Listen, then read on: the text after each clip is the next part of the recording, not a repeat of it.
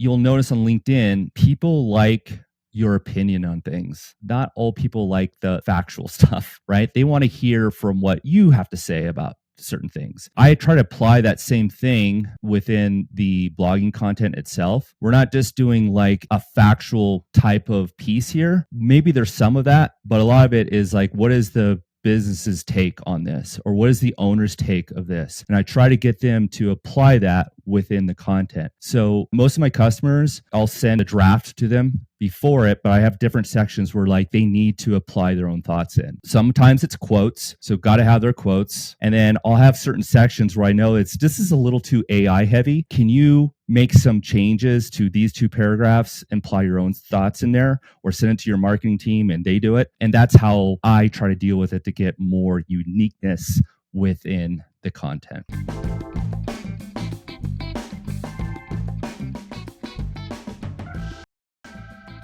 Hi, and welcome to the Optimize podcast. My name is Nate Matherson, and I am your host. On this weekly podcast, we sit down with some of the smartest minds in content marketing and SEO. Our goal is to give you perspective and insights on what's moving the needle in organic search. Today, I'm thrilled to sit down with Jesse McFarland. Jesse is the owner of SpearPoint Marketing, an SEO marketing agency. Today's episode is jam-packed. Jesse and I will chat about building backlinks, SEO for SaaS companies, content marketing on LinkedIn, and more. Jesse, thank you so much for coming on the Optimize podcast.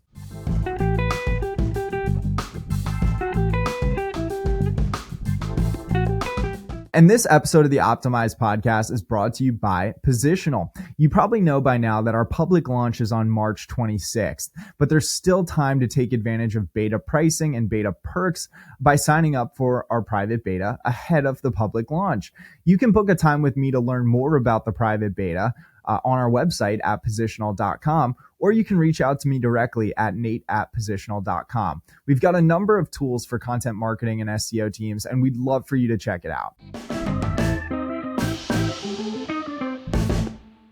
Yeah, thanks for having me. The first question I ask all of our guests is, how did you get into the world of content marketing and SEO? That's a really good question. So I started my career out in the fitness industry. I was like a personal trainer and was living that life. But at some point, I kind of hit like a plateau and I didn't know exactly what I wanted to do. So I went back to school and got my MBA. And one of the very first classes was marketing technology. And this was around like 2007. And like digital marketing was just kind of like in its infancy stage.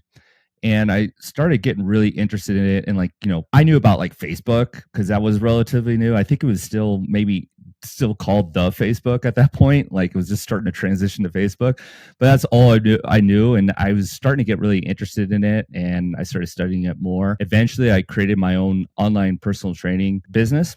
And what I really liked about my online personal training business was the marketing part. I was ranking really well online. I learned SEO by myself. I was doing videos. I was doing social media. I was kind of doing a little bit of everything. And all of a sudden, like my clientele, my personal training clientele, instead of asking me fitness questions, most of them were business owners. They were asking me like, how I do this for SEO, or how come they see me so all over the place, like when they're searching for certain keywords, and they asked me about my email marketing and so forth. So I just got really, really kind of obsessed with it. And so I decided to like quit that career and apply to like in a marketing agency, a real agency. And I got picked up by an SEO agency. So it was my first agency I worked at. And from there on out, I just kind of fell in love with it. And 2023 was a pretty volatile year in search. We've asked a lot of our recent guests about the algorithm updates that happened in the second half of 2023. And I like to keep asking this question because you always hear kind of different answers and different perspectives on all of the change that's happened with, for example, like the helpful content update. And so I'm curious to ask you, what do you make of like the recent algorithm updates of 2023? As an SEO person, I kind of swim against the current on this question. I've always tried to practice the best SEO practices possible. And so, I always feel like if you use common sense, if you're not trying to cheat the curve, if you're really like doing SEO for users first and then for search engines, you should be in a good boat. So for me, like a lot of the new updates, I'm rarely afraid of an update, to be honest with you. So I actually like it when they make certain changes. It never really harms me or my clients. So what are those practices? Just be ethical. Content marketing, make sure your website is user friendly. So that's like your technical SEO, right? So make sure site speed is good, stuff is easy to find, and also making your website accessible for the user. It's easy to navigate, it's easy to find content, it's easy for them to navigate, to contact you if they want to. So that's priority. And then the secondary part is, once you get that squared away, is okay, how can we add more? And adding more is generally adding content. And adding content, the perfect example in SEO is, of course, is blogging. So that's basically, if I were to really dumb it down and keep that answer short, it's those two things. But it always starts with the technical aspect, making sure your site is built for the user first, and then you start adding stuff for SEO and getting more impressions and more clicks to your site. One of the complaints I have with SEO agencies is they often spend way too much time on technical SEO, especially in like the very beginning. And it feels like they're kind of just running through like a checklist or a checkbox to serve like the first 1 to 2 months of a client engagement. And they're not actually doing like the needle moving work. How would you respond to that? I totally get that. It kind of depends on the client. So what a lot of agencies do is they have like a package, and it's like, we do these tasks and these are our monthly tasks. Everyone is forced to do these tasks every single month. And usually that entails like the technical SEO at the beginning, and then maybe a check-in every 3 to 6 months on redeveloping technical SEO. And that's not a bad thing, I don't think. At least you, like, the person that's buying the SEO understands what they're getting. And a lot of business owners just don't know what they're getting with SEO. So that's one way to do it. But the reality of it, from your question, is not everyone needs that. And so for our agency, we do everything like within the first month. We do the technical SEO, and then we also we start generating content right away, because we want to start moving the needle as quickly as possible. And I tell all my clients to expect at minimum an increase of like impressions, Google impressions, and Google clicks, or I'm sorry, website traffic within the first 3 months. And to do that, we need to get started by generating new stuff to the website as quickly as possible. So we try to do it all at the very beginning, and then it starts to become more of a focus on adding new content as we move forward. Well, 3 months is pretty fast. Like, I guess it depends on like what industry you're in. Like if you're in a fairly competitive industry, like I think if you're cranking, you'd want to see that search impressions are climbing, or at least like Google is starting to pay attention maybe at the month 3 mark. But for a lot of companies, especially like SaaS companies, where I know you spend a lot of time, like they just might be in a really competitive space, and like there's no way that they can really drive traffic in 3 months, especially if it's like a newer company or a newer site. How do you communicate expectations and timelines, especially to those companies that are just getting started? You're right. It really depends on not just the market, but also like the individual client. So we try to make expectations we try to make predictions, but we don't guarantee anything, right? So yeah, it really depends on that individual circumstance. So we do a thorough audit of not just the like website and your typical SEO audit that you can get from any agency or any freelancer, but we really try to understand the business, the product, and the ideal customer profile, and make sure all that information is updated before we even start with an SEO plan. So that's like always step number one for us. And a lot of cases what we find is, because we work with a lot of startups, maybe a lot of small or medium-sized businesses where marketing resources kind of limited. A lot of that information, maybe they did once and then never really updated it, or maybe they never really sat down and took that exercise, like an ideal customer profile, really seriously. So we actually include that as part of the service. So we want to make sure that we're not just focusing on any type of traffic or any type of impressions. We want to make sure we're getting like at least the right type of impressions and traffic, because the ultimate goal obviously is to get some sort of conversions to the site. Yeah, well, that's why we're doing this. Ultimately, we like to say on this podcast that traffic doesn't always equal dollars. Sometimes it does, though. So sometimes it does, but for a lot of companies, especially in like more niche or highly technical SaaS industries, you might need to be a lot more thoughtful about the keywords you're targeting, the different stages of the funnel we want to focus on from a keyword point of view. But last question on technical SEO before I'll move on. Like, what are like one or two of those just obvious issues or big issues that you see your clients having or struggling with on the technical SEO side? I would say, because we have a bigger focus in B2B, the thought of optimizing your site for mobile, because everyone's like looking at their desktop all the time, gets skipped. And so that's usually like something that sticks out with a majority of our clientele is they're optimizing for their desktop, but they're not really thinking about their mobile device. And when we look into traffic, we can show, I mean, every client's different, but there is a significant percentage. Sometimes it's even more than 50% of their traffic is from mobile. So that's a big thing that sticks out. The other thing too is just probably an over focus. They think of like SEO as just blogging, and then they're just adding blogging. So they kind of skip of all the fundamentals of technical SEO.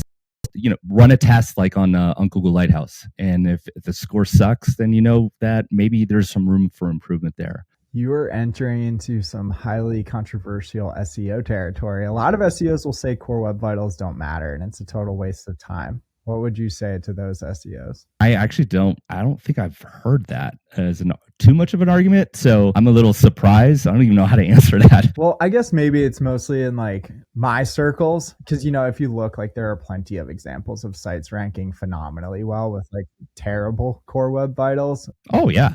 And performance metrics. And I kind of fall into the camp of, if they're extremely bad, let's worry about them. But if they're not, then like, who cares? Like, I just have yet to see a site get meaningful search gains by like improving like LCP from like 4 seconds to like 3.6. Okay, now I kind of get what you're saying. I think not everything needs to be at a certain score. I think everything needs to be looked at and see if there's room for improvement. That's really all I'm saying, because a faster performing site should be a more of a user-friendly site. But if it's already fast and we're making it a little bit faster, that's not that important, right? So that's really what I'm looking at, is like, we're not trying to get like be in the green, or whatever that scores threshold is for all clients, but we're looking to see if there is room for improvement. And a lot of times it could just be, dude, your images are so huge, or your videos are just so long, it takes forever to look at it. And a lot of it too is just not what the score says, like when you're running a tool, but when you actually go to the site and it's loading and it's loading and it's loading, and there it is. Can we improve on that? So that's part of it too. Yeah, that makes sense. And I mean, even if it's not like a needle mover in terms of traffic, it's just providing ultimately a better experience, which might lead to more conversions or whatever it might be. And I do agree with you that like mobile is often overlooked. And with Google search radar guidelines, like the guidelines team who's actually going through and like reviewing these search results manually, very, very hard job. They're actually reviewing results on mobile almost exclusively. So from a quality standpoint, it's very clear that like Google does treat mobile as kind of the primary experience that they focus on when reviewing sites. And I do want to chat about link building. We don't talk enough about link building, at least I don't think, on this podcast. And I saw a post recently from you on LinkedIn. And for all our listeners, if you're not already following Jesse on LinkedIn, you absolutely should. And we'll include a link to his profile in the show notes. So I saw a post on LinkedIn where you mentioned like good and bad link building strategies. And we've got a lot here. I kind of merged 2 of your LinkedIn posts together. I think we've got like, 10 or 12 different link building options as far as strategies go that we could talk about. And I kind of want to run through them rapid fire and just have you like quickly explain like what the strategy is and then like why it's either good or bad. Does that sound good? Sure. I'll do my best. The first one is creating shareable content. What do you mean here and why is it good? Yeah, that's typically my most important thing, is like, the content you're creating, is it shareable? And so some good examples of that is like, blogging is probably the ultimate example. Is this a good thought leadership piece? Is this something that people or your ideal customer profile is interested in? Just a general topic. Does it support that need? And then is there certain things within the content that's also shareable? And a good example is that is there images? Are images shareable? Do you have, custom images that can really connect with the user or the visitor? So that's really what I mean about shareable content is if people like it, then they're more likely to share it. And some other examples might be like providing data analytics. So that's another thing that works fairly well is like if you're providing unique data like a percentage or some sort of research that you've done before and maybe that's not the same type of data that you can get anywhere else that's your own from your own research. That's another kind of example of shareable content, so something that people would find the value of and be worth sharing, either in their own blogging or somewhere else. Industry guest blogging. You mentioned that this is a good link building strategy. What is it? Guest blogging is kind of like there's that slippery slope. Is this a good or bad thing? I think it's generally a good thing as long as it's like your focus on other sites and other maybe bloggers within your own industry, because then there's a little bit more of a relatable link and it's not too forced. So reaching out to other, businesses that are within your industry and seeing if you could provide value where they can link back to your site is generally a good practice. This next one I need to kind of push back on because I've just never had success with, and I've built many thousands of links over the last 10 years, but I have almost never had success with broken link building. Does it actually work? Yeah, it totally can. It's just you have to be persistent on it. And it's one of those things where a lot of it just depends on your email or your like contact that you're sending to, because most of the time you're not going to get a response. You have to have a really good email to get some sort of response. And that kind of goes with even like guest blogging. If you're reaching out to for guest blogging, kind of the same thing. So it can work. It's just persistency and then your own strategy for generating emails. It's one I struggle with too. And it's kind of like, I don't even know what the percentage is of success rate, but it's probably like 10 or 20%. So as far as how many people we contact about a broken link, but it's still something we still practice. Well, 10 or 20% is pretty freaking good. You must have some great email scripts. And for all of our listeners that might not know what broken link building is, it's essentially like if your competitor, for example, has a link from a website that you would like a link on, but that website is linking to a page on that competitor's website that might be, no longer accessible or 404ing. What I would do is I would reach out to that website linking to my competitor's 404ing page and say to them, something to the effect of, you should be linking to my page instead. And like Jesse mentioned, it can very much be a numbers game, but 10 to 20% is actually very, very good. And one of the reasons why we have that percentage is like most people would just do like the same email over and over again. And ours is very customized as like, your link is broken. This is the reason why it's bad. And then here's a link for us, and it references the same thing compared to your broken link. So we kind of make it customized like that. Jesse, do you do a whole lot of like traditional like resource page outbound link building? Is that something you focus on? No. I spent so much time there from 2016 to 2019. And I haven't done it lately, not in the last few years, but I've heard that it just does not work as well anymore because everybody kind of figured it out. And the golden age of resource page link building might be over because these individuals who might be willing to give you a link are just spammed to death. But broken link building, it's different because you're actually helping them maybe solve an issue with their site. Yeah, I mean, there's certain industries that could work. I used to work I was a general manager of an agency where we focus on healthcare, and having reference pages was pretty standard on healthcare websites. So I can actually see that as still probably working for that industry. But generally, I think a lot of industries just don't have a resource page, or that's probably not an outdated practice to do link building on. Yeah, some of my favorite resources or resource centers would be libraries, also towns. For example, I built a link on this city in Texas. They had a resources hub for teens in their town.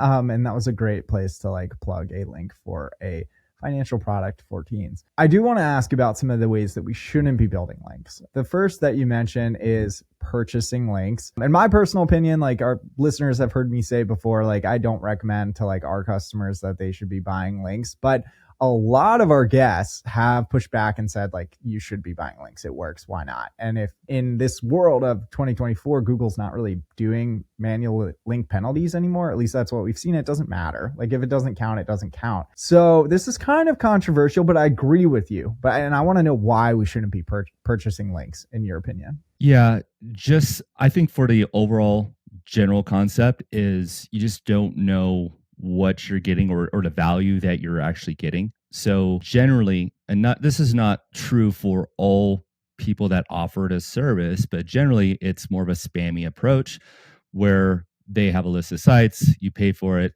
they put a link on. Whether or not that link is reference at all to the content or not, they don't care. They just want to send you the link. Whether or not like the website itself is relevant to your website or your services, they don't care about that either. So when that's usually the majority of the, I would say, the reality of purchasing links. Now, there's also the other side where I'm sure there's plenty of link providers where you can actually find a super valuable link. It's a little bit more organic looking, or at least the concept is a little more organic. So that might be the exception to the rule.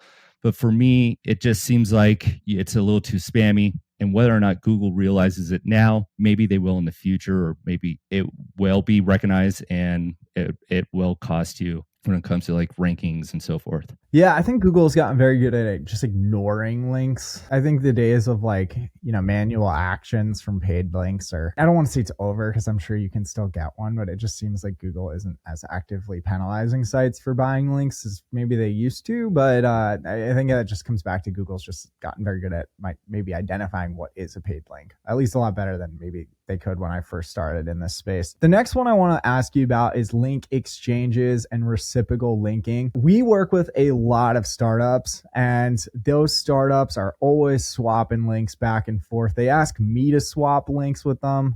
Like, I say no. If you come on my podcast, you'll get a link, and you'll get a link today from us, Jesse. But like, should we be swapping links? Is there like a threshold where if we cross it, then we might want to worry about it? I guess, what do you think here? Yeah, this is an interesting one. And this is actually one that I used to do years ago because it made sense to me. But then as more people do it, then you can see how people abuse it, right? So I think that where it becomes an issue is like if you really abuse it and like you're constantly sending links over and over again, or reciprocating links over and over again, that's really when it becomes a problem. But sometimes it just happens organically. Like, I like your business, you like mine. I like the content on yours, you like mine. And from Google's point of view, how would they know that if we had a relationship or not? And this is a strategy where we're just kind of doing it organically. So there is that approach, but I feel like if you're abusing it, you have multiple locations or multiple businesses that you're constantly doing this. Like, there's a lot of posts and pages on their site where they're linking to you and it's the same concept, you're doing the same thing to them. That's when it becomes an obvious approach where you're kind of forcing the issue instead of letting it happen organically.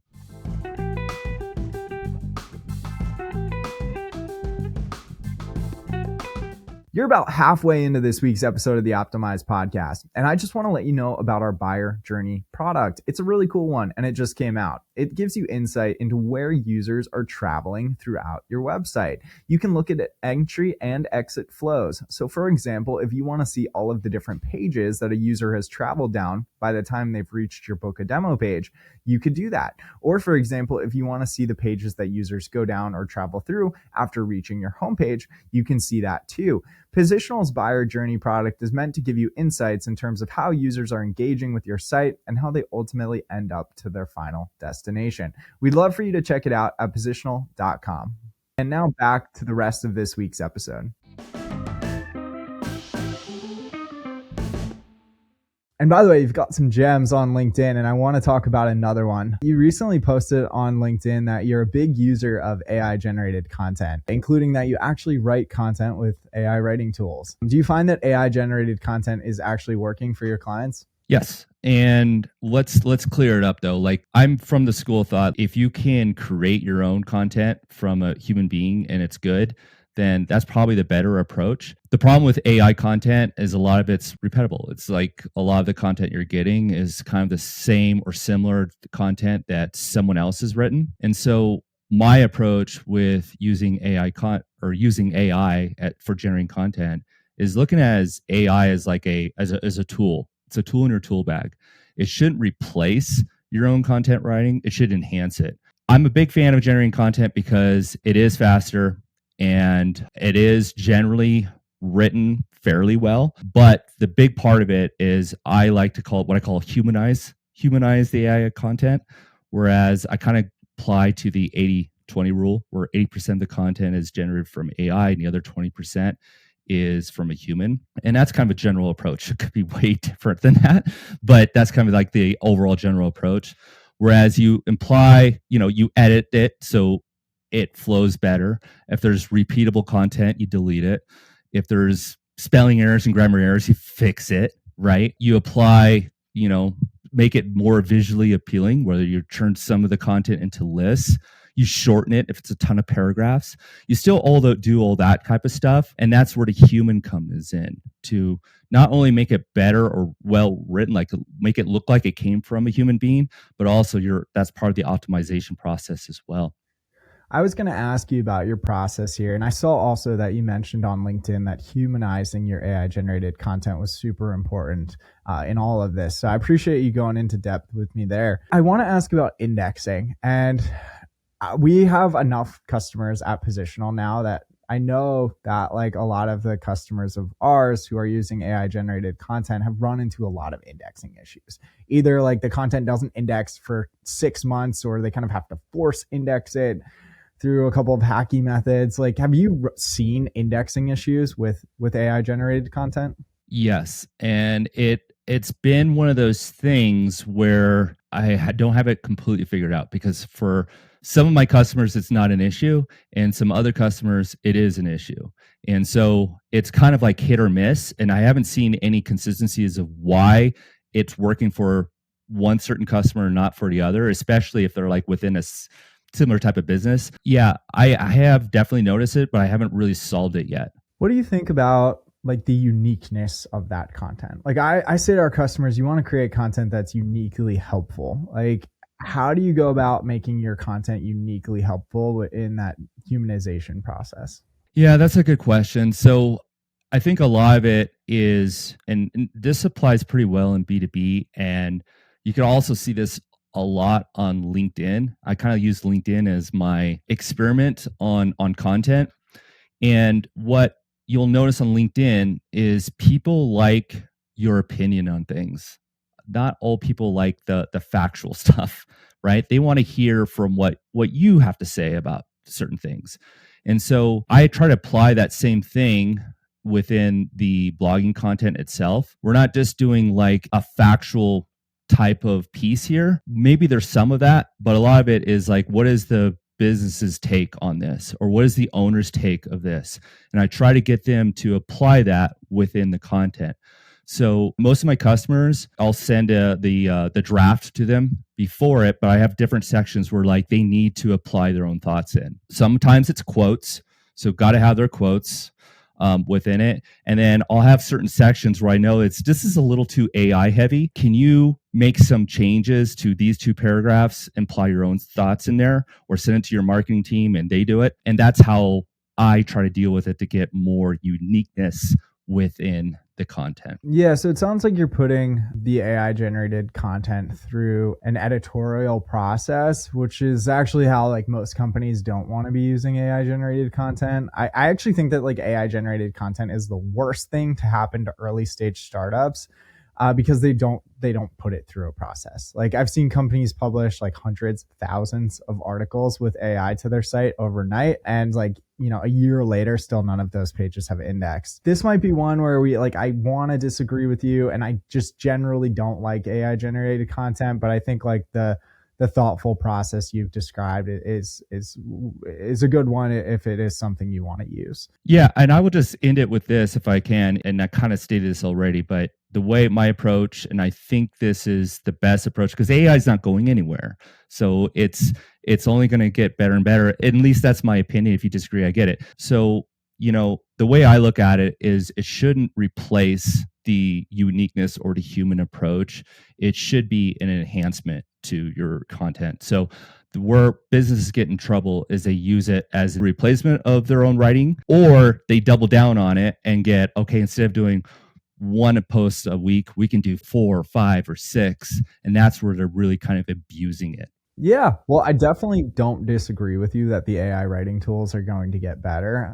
People have been speculating that GPT-5 is finally going to replace humans. So we'll see. And I want to talk about SaaS companies in particular. I know that's a focus area for you, Jesse, and also SpearPoint Marketing. How do you build out a strategy for an early stage SaaS company? Could you walk us through that process? Yeah, it kind of starts with the general fundamentals of marketing. What I want to know is about the brand, what's your ideal customer profile, and then how can we make sure that your brand represents that and your website represents that, and then customize an SEO strategy that's based on that plan. So what I don't do, where I think a lot of agencies do this, if they don't, especially if they don't specialize in a certain market, is they start immediately with the keyword research and they're applying all the keywords, and then they're like, okay, how can we map these keywords or create a content plan with these keywords just to generate as much traffic as possible? That doesn't really work for SaaS because it's hard to convert customers. So you got to have more of like approach of like, not only are we trying to rank for these keywords, but are these keywords, the same type of keywords that the customer or their potential customers are actually searching for? And then is the value of the content, is it enough for them to keep staying engaged or to come back to it or to reference it or eventually have some sort of conversion within it? So that's why we kind of start with that one-on-one marketing approach before we start doing the SEO stuff. And how much does an early stage SaaS company, I realize you probably work with companies that are not just early stage, but how much would like an early stage SaaS company need to invest in the content and SEO channel to really see signs that it's working for them? Yeah, we have our packages range from like 1,000 a month to like 3,000 a month within that area there. I would say like at the minimum for SaaS, it's somewhere in between there. So somewhere between 1,500 and 2,000 a month is where you would want to be in SaaS. If you're really in a more competitive environment, then we probably would push you a little bit higher. If it's an extreme case in SaaS, it's not always the case, but if it's an extreme case, then it could be a little bit lower, but it's generally somewhere within that 1,500 to $2,000 a month is kind of a majority approach. That seems really affordable, I want to say. Like we've had guests on this podcast that have, told us point blank, like, I think we had one guest say like 10,000 a month. That's like the baseline. We had another guest that was like 50,000 a month as like the baseline for like the SaaS companies they work with. It could be an amazing deal, but like it just feels like it's really affordable. And so I guess like if a client had previously been quoted 10K and then they come to you and it's like 3,000, is there any difference or it's just a different price? It could be completely different. A lot of it too is like what else is included there. Are they creating a ton of content? Like, are they creating like content every single day? Is there something else that comes with it? Does like social media come with it? Because a lot of like, especially like SaaS companies or even SaaS SEO agencies will say that they have a whole content distribution that comes with the marketing or the SEO as well. Ours is a little bit, we do a little bit of posting on social, but it's more for just to stay in line with the SEO purposes. So a lot of it just kind of depends on what the package really is. But if I could look at my pricing, a lot of my B2B competitors, we're all with what we offer, we're all within the same kind of realm with our pricing. It's just that the pricing gets higher, obviously, if there's a lot more stuff that comes with it. Would you say the fact that like, AI generated content as a starting point to the editorial process is what allows you to maybe offer like a slightly lower or a more affordable price versus like an agency that's not using AI generated content whatsoever? Yeah, absolutely. If I was in a boat of having to hire, because I'm really kind of picky with our content. So if I was going to do human content for everybody, that writer can't just be a writer. They have to be a writer that's familiar enough with that market for it to work, at least for me. And that gets really expensive. So yes, you are correct. Having things like AI and then some of our other processes internally allows us to have that price. It's definitely built into it. Yeah. I love that we have to call it human content. Yeah, I know, right? And you mentioned like marketing and social media, like, and now that we're creating all this content, does it make sense for SaaS companies to, actively be thinking about how they could repurpose that content to other channels? Or is that something you encourage your customers to do? Yeah, I do, especially if it's, not that there's ranges on how you do that, right? So like a lot of B2B companies kind of just do the general approach of link to a blog post and go, we're sharing our content. I mean, that's kind of like the lowest of the lowest effort, right? It's better than nothing, but that's just about it. We definitely want you to distribute content because it's written, it's already there. I find it valuable. You find it valuable. Share it more to your audience so you can get more people to see it and connect with it and see your brand and so forth. We have some practices where we help our clients to just say, hey, see this piece within our content. You could actually use this image here because it's relevant to this piece. It could be like the top 3 things within a blog post about something. We find this very shareable with your LinkedIn audience, for example, or Facebook audience, or whatever that is. We recommend that you share that and don't link it to your site because one thing about LinkedIn and Facebook is LinkedIn doesn't like their users to leave their platform to go somewhere else. They want you to stay on their own platform, right? So that's another thing that we kind of teach a little bit with all our clients. That is so true. You never want to include the link back to your site in that LinkedIn post. What about having like your best buddy jump in and ask for a link to that full blog post in the comments? Does that work? Yeah, that should work within the comments. The algorithm is constantly changing with LinkedIn. This last algorithm change was like around Christmas time. And man, it cut my like impressions by like, I don't know, it cut it down to like 10% for what I was doing. But from what I've seen now with my own experience, at least up to this point, is that that's not something that LinkedIn will dock you on. But it's definitely probably potential it's something they might dock you on in the future because again the overall approach is LinkedIn doesn't want you to leave their platform. They want users to stay on their platform, see their ads, see all that other stuff, right? So I want to keep talking about LinkedIn because you've done a really good job with your LinkedIn channels and I think we could learn a lot here. Should I post on LinkedIn and then go and ask like a bunch of my friends to like go and like and comment and engage on it, like, within like 20 minutes? Like, does that help like send some sort of positive signal to the algorithms that this is a good one, or is that just wasted energy? Well, there's some issues with that. I don't think it's a bad thing to do maybe every once in a while or maybe your first couple of posts, but there's that same kind of like the reciprocal link building. Like if you're constantly commenting on the same people and they're commenting on yours, then LinkedIn that's not gonna help grow your audience, right? LinkedIn is gonna say like he knows these people, they know him, and that's it, right? So you kind of get stuck, and you could see it with your own news feed. Is that if you comment on the same people over and over again, when you pop on in the morning and you go to LinkedIn, you're gonna see all the people that you always comment on, like your first every morning, and I guarantee that's their approach. So you definitely want to, when it comes to engaging, you want to engage as with as many people as you can, and kind of either have such good valuable content that people find it organically and share it. You definitely want to have that, but you also want to constantly be networking with new people, especially if you want to like grow your brand on LinkedIn. Right. How often do you need to post on LinkedIn? Is there like an optimal number of times per week? Can you post too much? Like, is every day too much? I know I just asked you 3 questions in one, but the first one is how often should you be posting on LinkedIn? And I guess the second question is, can you post too much? I love this question and I hate this question at the same time. And the reason why is because a majority of people on LinkedIn say you gotta post every day. And I think that's bull crap. If you've built a following and you have, you can freaking post, just take a picture of your cat, and then a ton of people will say, "Oh my God, that's so great!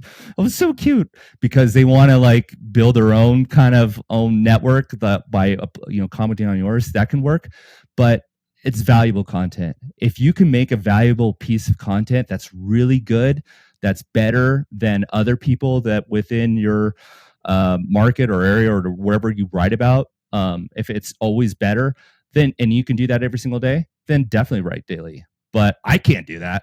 I could probably do maybe 2 pieces a week. And that's my general approach is like, I know I can do with the resources that I have with my own running a business and taking care of my customers. I know I'm good for like 2 pieces or 2 good pieces of content a week.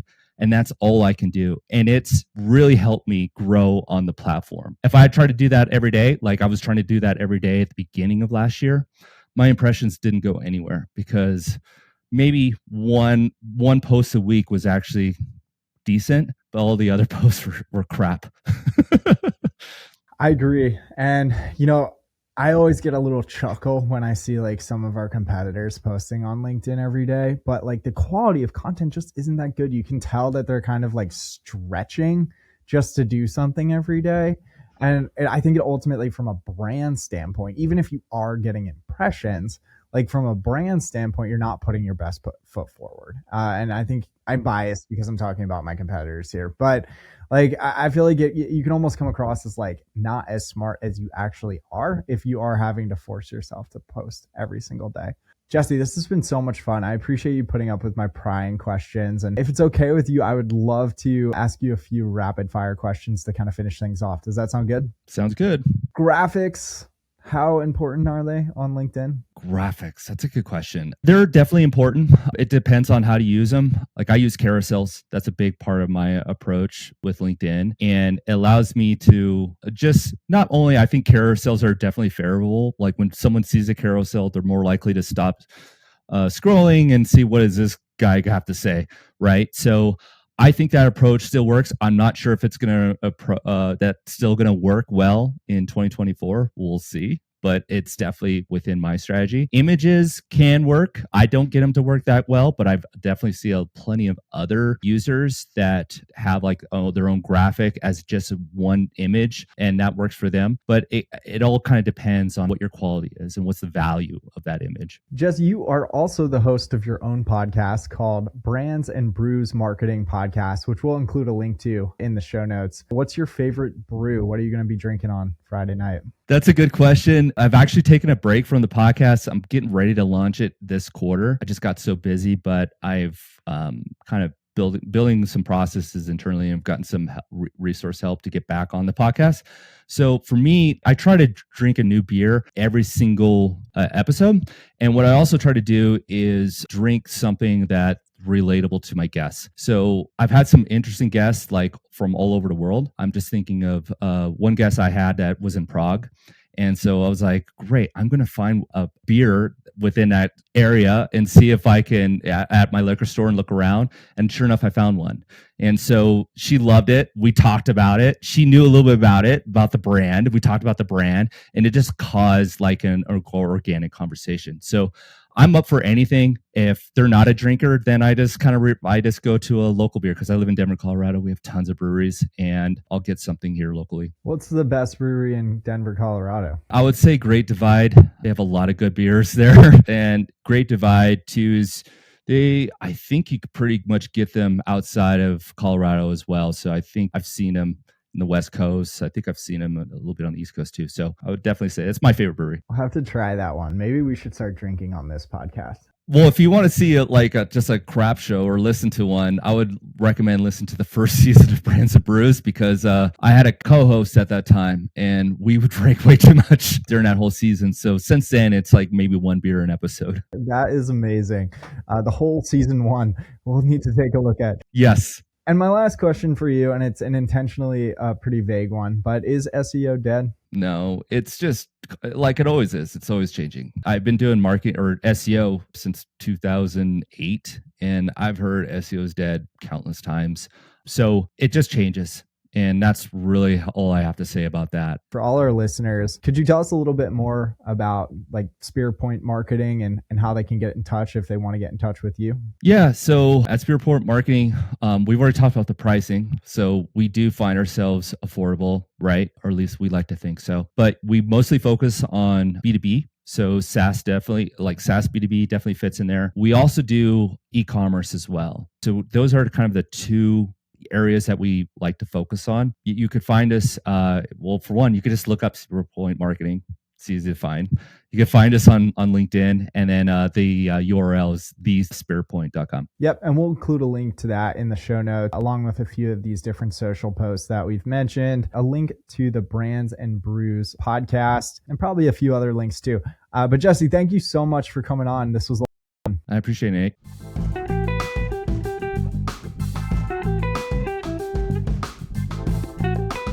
Thanks for listening to this week's episode of the Optimize podcast. Just a quick reminder that Positional's public launch is on March 26th, and we'd love for you to check it out. On March 26th, you'll be able to sign up for our product without talking to me, which is very exciting. And we've got a number of tools for content marketing and SEO teams, including tools for keyword research, internal linking, content analytics, and our new Buyer Journeys product, which I think you're really going to like. So check out positional.com either before the public launch or on our launch day on March 26th.